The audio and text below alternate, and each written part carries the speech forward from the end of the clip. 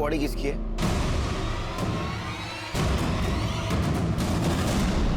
पे चोट के निशान भी है सर। सर लगता है इसका बलात्कार हुआ है। कुछ आइडेंटिटी प्रूफ मिला? कुछ भी नहीं। बॉडी को कैसे पहचानेंगे? पोस्टमार्टम के लिए भेज दो गाड़ी। Yes sir. सर ये देखिए, टायर के मार्क्स हैं किसी बड़ी गाड़ी के। रिका में सर फॉरेंसिक टीम को बोला और ये टायर का इंप्रेशन लेने को बोला। चेतना, यस सर। बॉडी का फोटो सर्कुलेट कर दो आसपास के पुलिस स्टेशन में। Yes sir. पता करो इसकी मिसिंग कंप्लेंट। ठीक है? Okay sir. मुझे लगता है ये लड़की हाईवे पे अकेली थी और उसके अकेलेपन का किसी ने फायदा उठाया।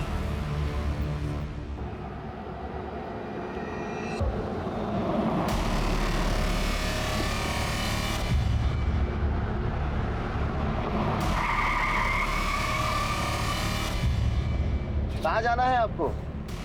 चलो हम छोड़ देते हैं, हम इसी तरफ जा रहे हैं। नहीं, मैं बस से चली जाऊंगी।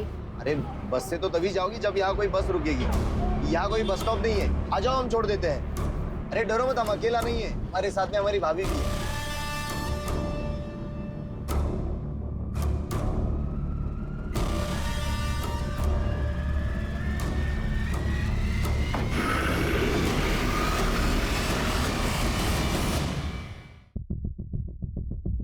आ रहा हो बेटा, चलो हम घर चलते हैं। बाबा आई कहाँ है?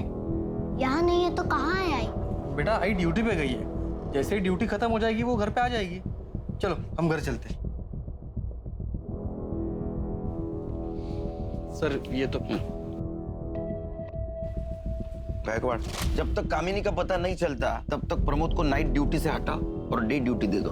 सर और हाँ, कामिनी ने चेतना को जहाँ ड्रॉप किया वहां से उसका फोन स्विच ऑफ होने तक का रूट चेक किया? सर उस पूरे एरिया को चेक किया, कुछ नहीं मिला। और सर हाईवे के उस रूट पे, उस पूरे रोड पर कहीं भी कोई सीसीटीवी कैमरा भी नहीं जिससे कोई क्लू मिल सके।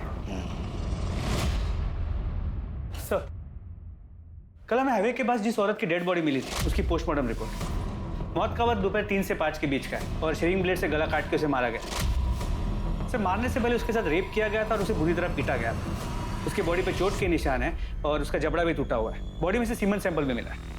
गायकवाड़, जिन पुलिस स्टेशन में हम लोगों ने इसकी फोटोग्राफ भेजी थी वहां से कोई फीडबैक आया?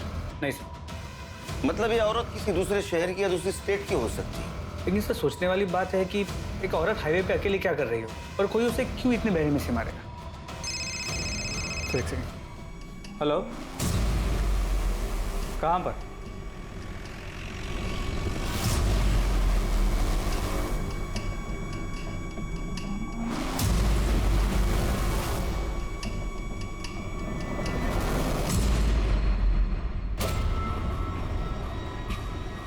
अरे प्रमोद, घबराओ मत, कामिनी नहीं है। सर क्या लगता है? Same type of murder.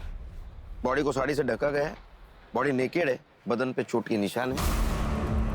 Murder और बलात्कार का मामला है। जरा उठो। धारदार रेजर ब्लेड से गला काटा गया है और आइडेंटिटी प्रूफ कुछ भी नहीं, ना पर्स ना मोबाइल, कुछ भी नहीं। तो इधर ये देखो, डबल टायर के निशान। हाँ सर, टायर के निशान तो वैसे ही। मतलब ये दोनों मर्डर किसी ट्रक या टेम्पो ड्राइवर ने किए। 2 अनजान औरतों की लाश पुलिस को मिल चुकी थी। शरीर पर कोई कपड़ा नहीं, दोनों के साथ बलात्कार फिर मर्डर, और वो भी एक ही तरीके से। दोनों क्राइम सीन्स पर अगर कातिल का कोई सुराग था तो वो था टायर का वो निशान जिसे पुलिस ने अपनी इन्वेस्टिगेशन का पहला सिरा बनाया है। लेकिन कामिनी का अब तक कुछ पता नहीं चला था।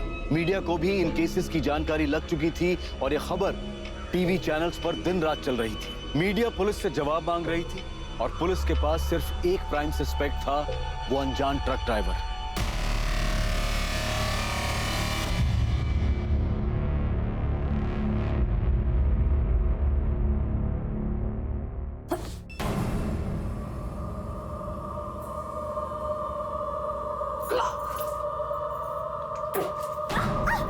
क्या रे, पेट से है तू? कैसे, किधर से आया बच्चा? गंगा करने लगी। तेरे सेठ ने पैसों के बदले तेरे पेट में यह पाप दिया है? कहाँ मुंह काला करा है? नहीं, आप गलत समझ रहे हैं। नहीं, ऐसा नहीं है। पैसे नहीं है तो फिर कैसा है? काम उकाला कर रखे, ये बोल। Truck driver truck driver truck driver ने जबरदस्ती की थी मेरे साथ। झूठ बोल रही है? बोल, काम उकाला कर रखे। आज मत रोक, आज मैं तुझे छोड़ूंगा नहीं। भाग किधर है? रोक रोक, भाग किधर है? अरे किसन क्या कर रहा है? अरे छोड़ मुझे, अरे छोड़ो मुझे। इज्जत मिट्टी में मिला के रखती।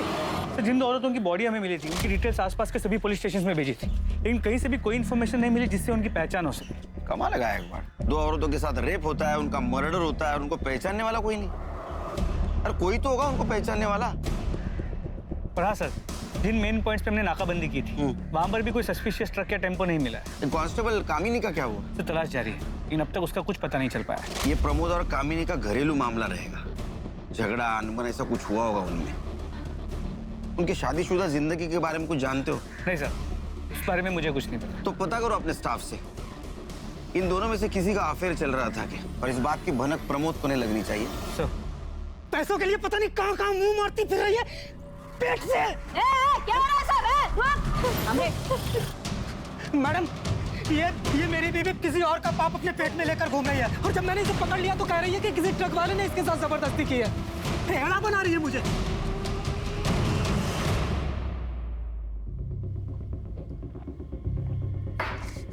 घबराओ मत, घबराओ मत। बताओ क्या हुआ था तुम्हारे साथ? कब हुआ था? मैं 3 महीने पहले रोड पे बस का इंतजार कर रही थी। भैया वो मुझे थोड़ा आगे तक छोड़ देंगे? लेकिन जान बचा के भाग गई। तुम्हारे पति का कहना है कि तुम उससे झूठ बोलती हो। अक्सर तुम 4-5 दिन घर से गायब रहती हो, ऐसा क्यों? साहब, मैं घर काम करके अपना गुजारा करती हूँ। सेठ लोग कभी कभी अपने बच्चे या फिर बूढ़े माँ बाप को छोड़कर बाहर जाते हैं और मुझे देखभाल करने के लिए कहते हैं। उसका अलग से पैसा भी देते हैं मेरे को। मैं अकेले कमाने वाली घर में, तो जहाँ से 2 पैसे मिलते हैं मैं वहाँ पे काम कर लेती हूँ साहब। वो टेम्पो ट्रक के डिटेल्स बता सकते हो? उसका कलर कैसा था, डिजाइन, उसका नंबर याद है? साहब, सब कुछ इतना अचानक हो गया कि मुझे कुछ समझ में नहीं आया, और वो लोग मुझको घसीट कर जंगल में ले गए थे। वहां से ट्रक नहीं दिख रहा था। उन दोनों का हुलिया याद है? हाँ साहब, याद है। स्केच बनवाने में मदद करोगी? हाँ। इसका कहना है कि 3 महीने पहले इसके साथ रेप हुआ था। मतलब 3 महीने से चल रहा है। सर 3 महीने पहले तक ये लोग औरतों को सिर्फ रेप के लिए टारगेट कर रहे थे, अब मर्डर करने लगे। शायद इन्हें ये गलत फहमी हो गई है कि ये लोग कभी पकड़े नहीं जाएंगे। वो इसलिए कि उनके खिलाफ अभी तक कोई कंप्लेंट लिखवाने नहीं आया। सर अक्सर बलात्कार की शिकार औरतें घर वालों के प्रेशर और सोसाइटी में बदनामी के डर से चुप रह जाती है, लेकिन अब ये लोग मर्डर्स करने लगे, बॉडीज मिलने लगी और ये मामला सामने आ गया। बैकवर्ड कोई भी हो, बचना नहीं चाहिए। जैसे केस कंप्लीट हो जाए सारे पुलिस स्टेशन, आरटीओ ऑफिस और टोलने का भी सर्कुलेट कर दो। सर अच्छा, ये प्रमोद और कामिनी के मैरिज लाइफ के बारे में कुछ पता चला? सर अंदर बात करें।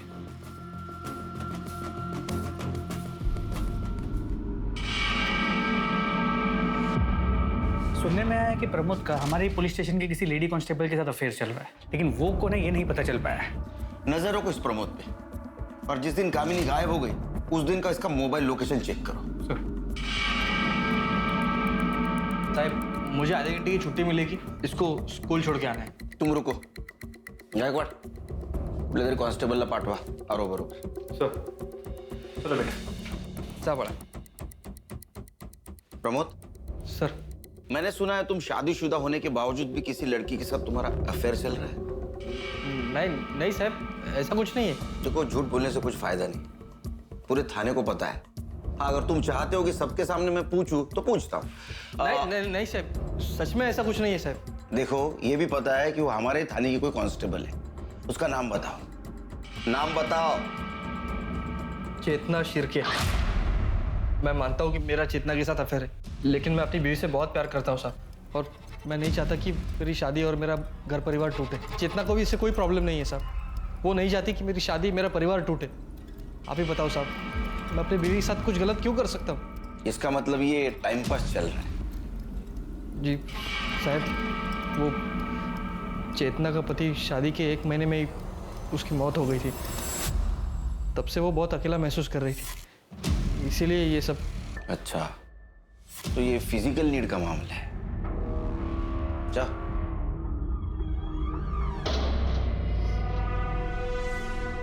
सर क्या आपको शक है कि चेतना और प्रमोद ने मिलकर कामिनी के साथ कुछ किया हो सकता है, ये भी हो सकता है कि प्रमोद को सबक सिखाने के लिए कामिनी खुद गायब हो गई हो। ये भी हो सकता है कि उस ट्रक ड्राइवर की वो शिकार बनी हो। उसकी स्कूटी हाईवे पे बंद पड़ी, उसका फायदा ट्रक ड्राइवर ने उठाया, उसके साथ रेप किया, उसको मार दिया और उसकी बॉडी ऐसे जगह ठिकाने पहुंचाई जहां हम अभी तक नहीं पहुंच पाए, और उसका मोबाइल स्विच ऑफ करके हाईवे पे फेंक दिया, हमें गुमराह कर दिया। साहब कामिनी का पता चल गया। वो बाजू वाले गांव में एक औरत मिली है पुलिस यूनिफॉर्म में। सर सरपंच को बोल दिया है कि हमारे पहुंचने तक उस औरत को वहां से जानना है। गायकवाड़,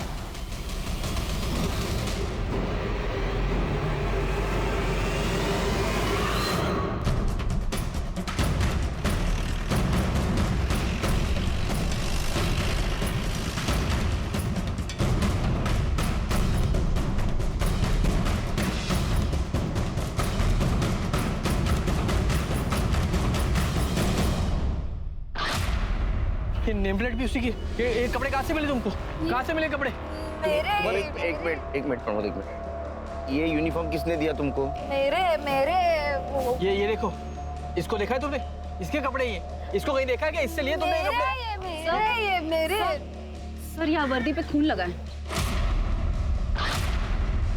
चेतना, चेतना। ये सर। हाँ ध्यान है। इनको दूसरे कपड़ों का इंतजाम करो और ये कपड़े फॉरेंसिक के लिए भेज दो। Yes sir. चलिए। चल आओ। हाँ दूसरे कपड़े मिलेंगे आपको। कुछ समझ में नहीं आ रहा कहाँ गई कामिनी।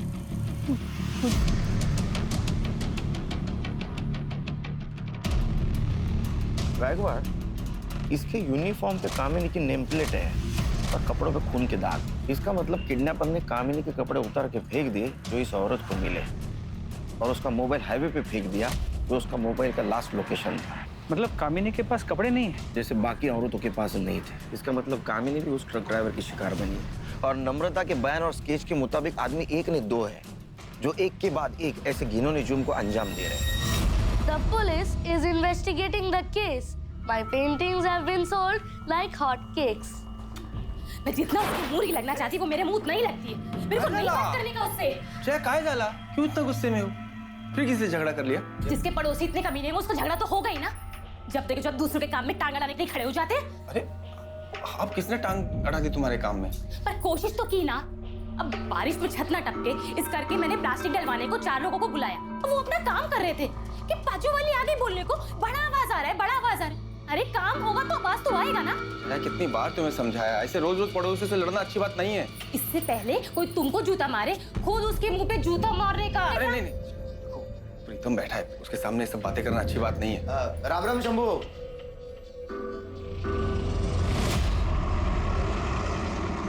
सर जिन 2 औरतों की बॉडी हमें मिली थी उनकी पहचान अब तक नहीं हो पाई है। मुझे लगता है गायकवाड़, ये जो 2 बॉडी हमें मिली या तो प्रोस्टिट्यूट होगी या भिखारी होगी, इसलिए उनकी जान पहचान वाला अभी तक कोई नहीं आया। देखो पहली बॉडी हमें मिली हाईवे के राइट साइड के सर्विस रोड पे और दूसरी बॉडी मिली लेफ्ट साइड। मतलब पहले मर्डर के वक्त ट्रक मुंबई से नासिक जा रहा था थाने होकर, और दूसरे मर्डर के वक्त ट्रक या टेम्पो नासिक से मुंबई जा रहा था थाने होकर। सर हमने उस रोड के सभी टोल नाके की सीसीटीवी फुटेजेस को भी चेक किया, लेकिन सर उन टोल नाकों से रोज सैकड़ों ट्रक्स और टेम्पोस निकलते हैं। उनमें से उस एक ट्रक को हम कैसे ढूंढे? पोस्टमार्टम के हिसाब से पहले इन दोनों औरतों पर रेप किया गया, बाद में रेजर ब्लेड से इनका गला काट कर इनको मारा गया। सिर्फ इनमें से बची तीसरी नम्रता नाम की औरत, और मुझे इसमें गड़बड़ लग रही है। एक काम करते, इस नम्रता को क्राइम स्पॉट पे लेके जाते। तो तुम यहाँ बस का इंतजार कर रही थी? हाँ साहब। लेकिन यहाँ तो कोई बस स्टॉप है नहीं। बस वाले को हाथ दिखाओ ना तो वो बस रोक देता है। तो तुमने टेम्पो का हाथ दिखाया? हाँ साहब, वो बहुत देर तक ना कोई बस नहीं आई, तो मैंने सोचा कि टेम्पो वाले को आगे तक छोड़ने के लिए बोल दूं। फिर क्या हुआ? फिर साहब वो लोग मुझे घसीट कर वहां लेके गए।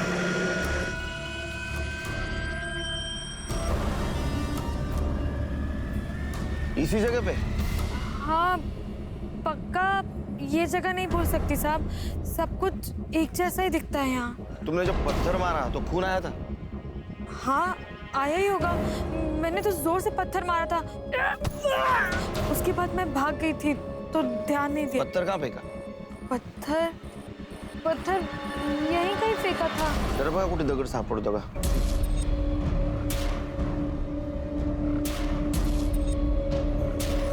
लेकिन सर ये तो श्योर ही नहीं कि ये वो जगह है भी या नहीं। चेतना, इसे घर ले जाओ। Yes sir. चाहिए आप। मर्डर और रेप केस ये अलग है, क्योंकि नम्रता पे जो रेप हुआ वो 3 महीने पहले हुआ। इसका मतलब गायकवाड़, ये दोनों केसेस अलग अलग है। जो भी है, ये चारों केसेस शहर के 20-30 किलोमीटर के दायरे में ही हुई है। हमें आखिरी बॉडी जो मिली वो मुंबई की तरफ आने वाली सर्विस रोड पे मिली। इसका मतलब ये ट्रक या टेम्पो मुंबई में ही होगा। हो सकता है अगले कुछ दिनों में वो किसी औरत को शिकार बनाने की कोशिश करे। हमें रोड पे नजर रखनी होगी, क्योंकि अगर ये 20-30 किलोमीटर के दायरे में औरतों को शिकार बना रहा है तो ये जरूर जाते वक्त क्राइम करेगा।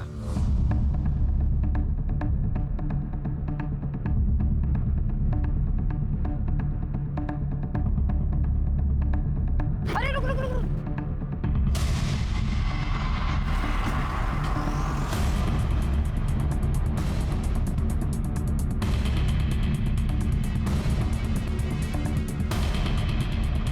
अरे तो जिंदा है।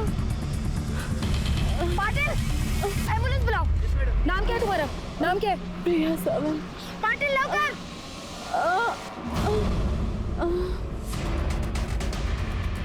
गायकवाड़, ये टेम्पो का नंबर आरटीओ में भेज दो, इसके मालिक की डिटेल्स निकालो। वो औरत कैसी है? डॉक्टर ने क्या बोला? सर वो बेहोश है और डॉक्टर ने कहा है कि सर उसका रेप हुआ है और उसे बुरी तरीके से पीटा भी गया है सर। तुम डॉक्टर के कांटेक्ट में रहना, लड़की को होश आते ही उसका बयान लेना होगा। Okay sir. सर ये केस बिल्कुल नम्रता की केस जैसे, रेप हुआ है लेकिन मर्डर नहीं। हो सकता है। तो एक सेकेंड। हेलो, कहाँ पर? ठीक है सर, पास के गांव के जंगल में एक औरत की सड़ी हुई लाश मिली है। हमारे कांस्टेबल्स वहां पे पहुंच गए। उन्होंने बताया कि लाश करीब 6 से 8 दिन पुरानी है। कामिनी को गायब हुए भी 7 दिन हुए सर।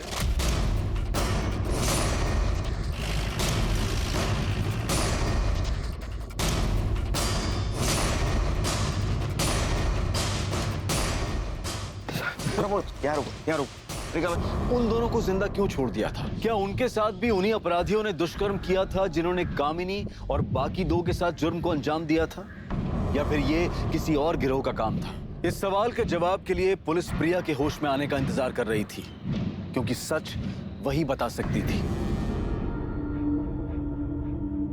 बाबा आई किधर है? आपने आई को ढूंढ लिया? तेरी आई को भगवान ने अपने पास बुला लिया बेटा, अपने पास बुला लिया।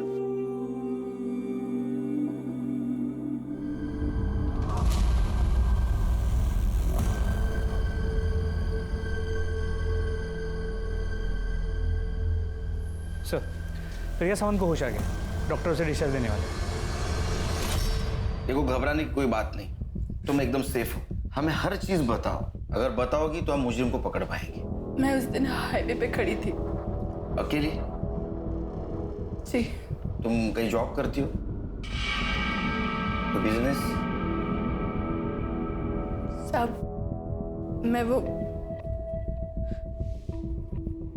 मैं धंधा करती है। मेरी 2 साल की बच्ची है। मेरे को कोई जॉब नहीं मिल रहा था तो मेरे को ये काम करना पड़ा। तो तुम कस्टमर के लिए वहाँ हाईवे पर खड़ी थी? नहीं, मैं उधर गाड़ी से लिफ्ट लेने के लिए खड़ी थी। कस्टमर में मार्केट में ढूंढती है।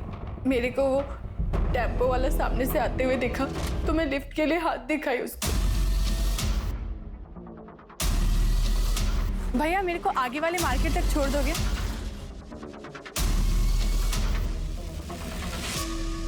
क्या उस टेम्पो में ड्राइवर के साथ कोई औरत थी? जी।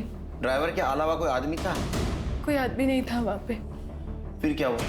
कुछ दूर जाते ही वो टेम्पो साइड में लेके गया। भैया ये हाईवे छोड़कर कौन से रास्ते पर लेके जा रहे हो? मैं इसके आगे उसका कुछ भी पूछती और फिर मेरे को खींच के लेके गया टेम्पो के पीछे। और फिर उस वक्त वो औरत कहाँ थी? वो औरत पूरा टाइम उधर ही थी।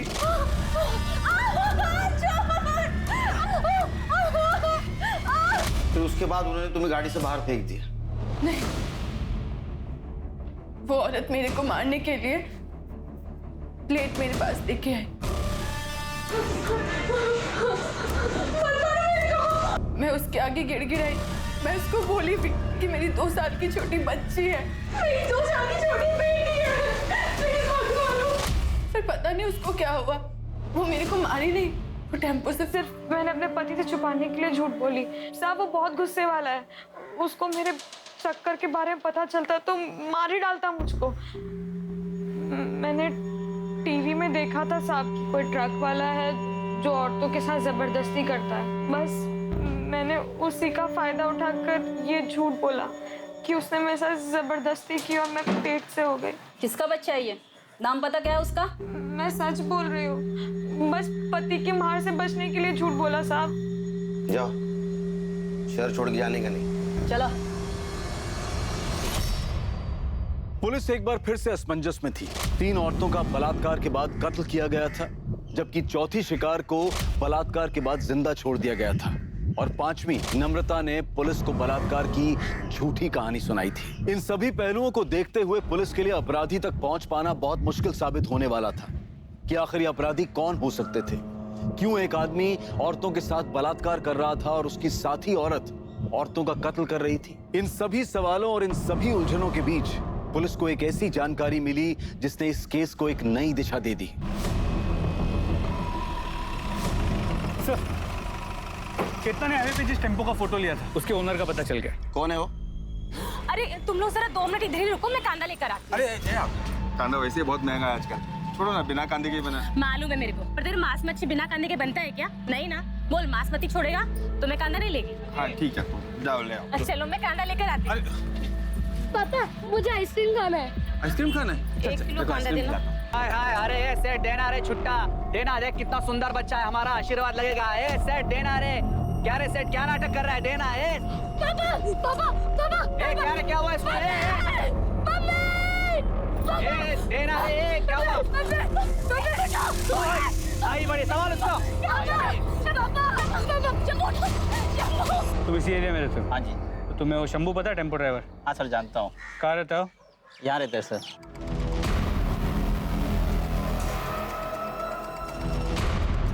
यही शंभू है? हाँ जी, यही शंभू। 1 मिनट सुनो। ये ट्रक किसका है? मेरा ये साहब। अरे अरे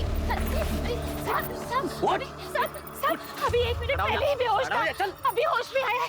क्यों मारे हो साहब इसे आप? अभी तो सिर्फ मारा है, हम इसे रेप और मर्डर के केस में जेल ले जा रहे हैं। रेप और मर्डर? क्या बात कर रहे हो साहब? ये आदमी एक चींटी नहीं मार सकता। ये रेप और मर्डर क्या करेगा? जरूर आपको कोई गलतफहमी हुई है साहब, हम शरीफ लोग हैं, हमने कुछ नहीं किया साहब। 1 मिनट, आप वही औरत है ना जिसने स्कूल में टीचर को मारा था? हाँ साहब, मैं वही हूँ, लेकिन वो बात अलग थी। गाड़ी में डालो इसे। अरे लेकिन साहब वो शरीफ आदमी है साहब, छोड़ दो उसे। शंभू शंभू। सर ये शंभू है, वो टेम्पो इसी का है। क्या हुआ साहब? मेरे काम नहीं कमाल। तूने मेरी क्या मत छोड़, पछुआ से तेरे को मैं, तूने मारा।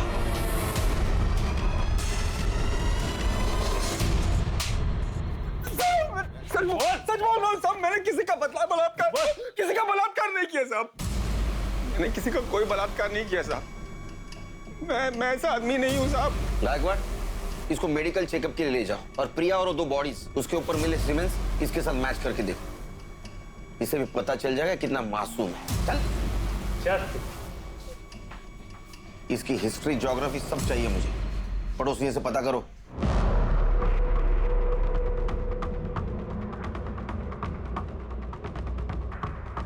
सर, पड़ोसियों के हिसाब से शंभू बहुत ही शरीफ और सीधा साधा आदमी है। वो बस्ती की सभी औरतों को बहन मानता है। अरे नाटक करता होगा अपने एरिया में शरीफ बनने का, जब टेम्पो लेके ट्रिप पे घूमता है तो औरतों के साथ रेप करता है। हो सकता है सर, लेकिन सभी पड़ोसियों ने शंभू के पत्नी के लड़ाकू और झगड़ालू नेचर के बारे में बताया है। उनके हिसाब से शंभू नहीं मगर वो जरूर मर्डर कर सकती है। सर ऐसा हो सकता है, स्कूल में भी जया ने टीचर की हालत खराब कर दी, और वैसे भी शंभू हमारा कल्प्रिट नहीं हो सकता, क्योंकि प्रिलिमिनरी रिपोर्ट के मुताबिक उसका सीमेन रेपिस्ट के सीमेन से मैच नहीं करता। इस शंभू की डिटेल रिपोर्ट कब आएगी? सर कल तक आ जाएगी। उसको इंट्रोगेशन रूम में बुला। सर क्या ये वही आदमी है? नहीं। इस वक्त तेरा टेम्पो कहाँ है? साहब वो तो आज सुबह एक दूसरा ड्राइवर लेके गया। दूसरा ड्राइवर मतलब? मेरे पास जब बुकिंग नहीं होती साहब तो मैं अपना टेम्पो भाड़े पे दे देता हूँ साहब, ताकि 4 पैसे आ जाए। ऐसे कितने ड्राइवर को देता है तू टेम्पो? 5-6 है साहब। अभी किसके पास? अभी तो वो विलास गौरव के पास है साहब। विलास गुरव के साथ साथ तू जितने भी ड्राइवर को देता है ना तेरा टेम्पो, सबके नंबर चाहिए मेरे को।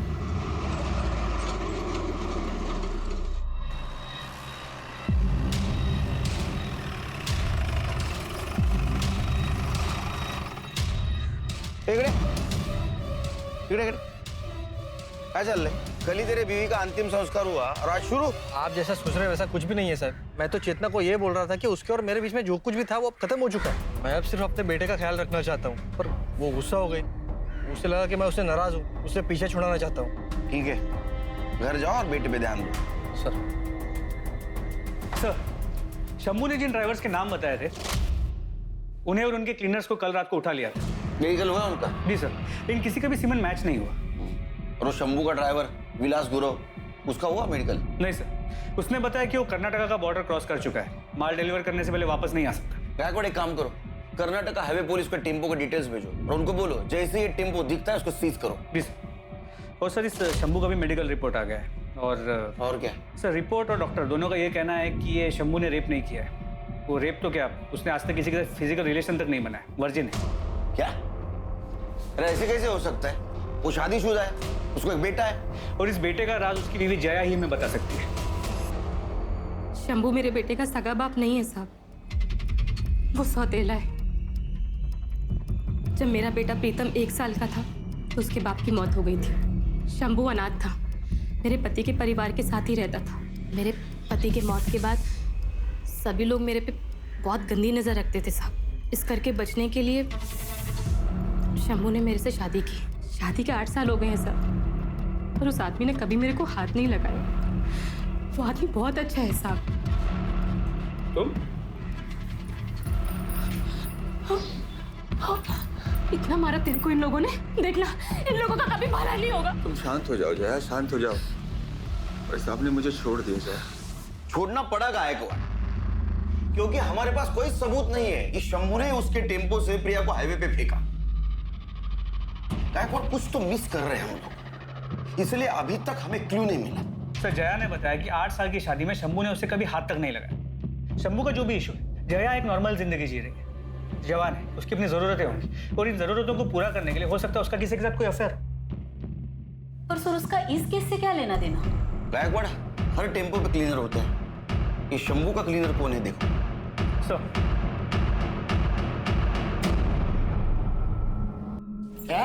विलास गुरव? उसे मेडिकल एग्जामिनेशन के लिए भेज दिया। वो फोरेंसिक टीम को टेम्पो का हर एक इंच स्कैन करने के लिए बोला है।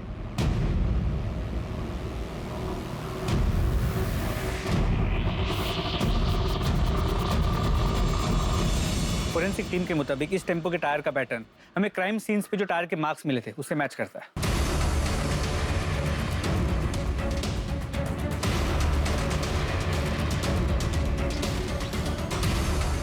गायकवाड़ मिरर पे फिंगरप्रिंट है, इसको फिंगरप्रिंट एक्सपर्ट के पास भेजो। और ये बिंदी, इसको डीएनए एक्सपर्ट के पास भेजो। ये गोविंद जिसको भी भाभी बनाकर यूज कर रहा था, 100% उसका डीएनए इसके चिपकने वाले साइड पे होगा। सर फोरेंसिक टीम से बहुत ही शॉकिंग बात सामने आई है। क्या? टेम्पो के फ्लोर पे जो ब्लड सैंपल्स मिले थे उसमें 2 या 4 औरतों का नहीं बल्कि 34 से 38 औरतों का ब्लड है। क्या? क्या यही था वो आदमी? भैया मेरे को आगे वाले मार्केट तक छोड़ दोगे? हाँ, यही था वो शैतान। अरे हिम्मत कैसी? हिम्मत कैसी? यही बना दो भैया। इनको लेके जाओ, लेके जाओ इनको। चलो। साहब झूठ बोल रही है वो, तो झूठ बोल रही है। हाँ? और ये मेडिकल रिपोर्ट, ये भी झूठ बोल रहा है। इससे साबित होता है कि उन औरतों का रेप तूने किया था।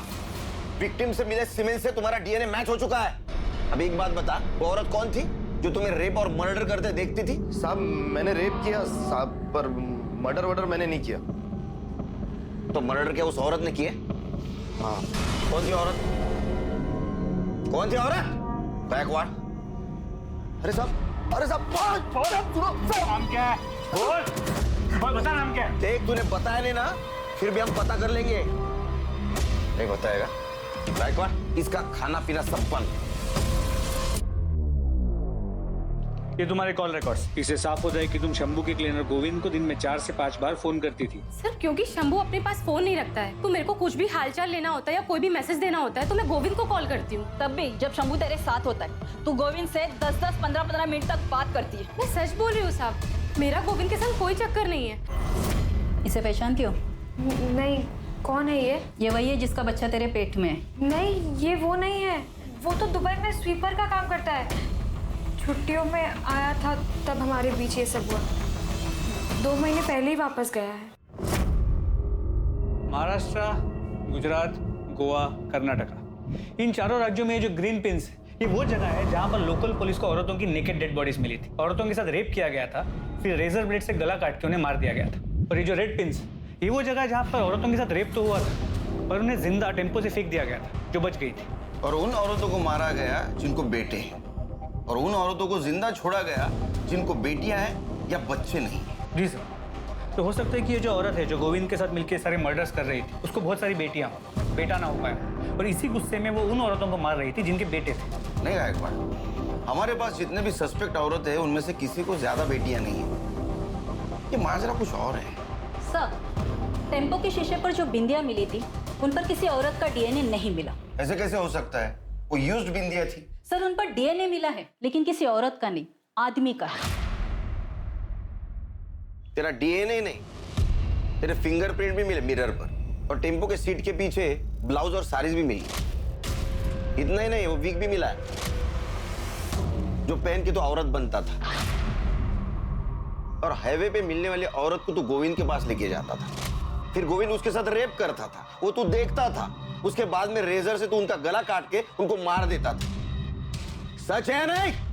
हाँ सर। एक बात बता, तू उन औरतों को क्यों मारता था जिनके बेटे थे, और उन औरतों को क्यों छोड़ता था जिनकी बेटियां थी या जिनको औलाद नहीं थी? बोल। क्योंकि मेरी माँ ने जब मैं 8 साल का था मुझे एक आदमी को बेच दिया था, सिर्फ 2000 रुपए के लिए। उस आदमी ने 2 साल तक मेरा बलात्कार किया। अंकल छोड़ दो अंकल मुझे। कुछ नहीं होगा बेटा, कुछ नहीं होगा। मैं दर्द से कर्राता था साहब कि बीवी खड़ी होकर सब कुछ देखती थी, खुश होती थी साहब। और फिर एक दिन मैं वहां से भाग गया। जया के पति से मेरी दोस्ती हुई, तो उसने मुझे नौकरी, रहने की जगह सब कुछ दिया। लेकिन 2 साल जो कुछ मेरे साथ हुआ ना साहब, वो आज भी रात को सपने में मुझे डराता है। और उसके बाद मैंने ट्रक खरीदा, और एक दिन जब हाईवे पर ट्रक में माल लेके जा रहा था ना साहब, तो एक औरत ने मुझसे लिफ्ट मांगी। मैंने उसे लिफ्ट दे दी। बातों बातों में उस औरत ने मुझे बताया कि वो बहुत गरीब है साहब, बहुत गरीब, और वो सोच रही है कि अपना बेटा बेच दे। मुझे लगा उस बच्चे के साथ भी वही सब होने वाला है जो मेरे साथ हुआ। मैंने उस औरत को मार दिया साहब। तब मुझे लगा कि मेरे साथ जो कुछ भी हुआ है मैंने उसका बदला ले लिया। छोटे छोटे बच्चों को बचा रहा हूं मैं। जितनी भी औरतें जिनके छोटे छोटे बेटे थे, मैंने सबको मार दिया। एक दिन गोविंद आया। गोविंद ने मुझे बोला कि अगर तुझे उन्हें मारना ही है तो क्यों ना पहले मैं उसके साथ मजे ले लूं। लगा ठीक है, अच्छा है, इसमें बुरा क्या है? सही है, वो इसी लायक थी। गोविंद पहले उन औरतों का रेप करता था। तू एक औरत होकर मेरे साथ ये सब होते हुए देख रही है?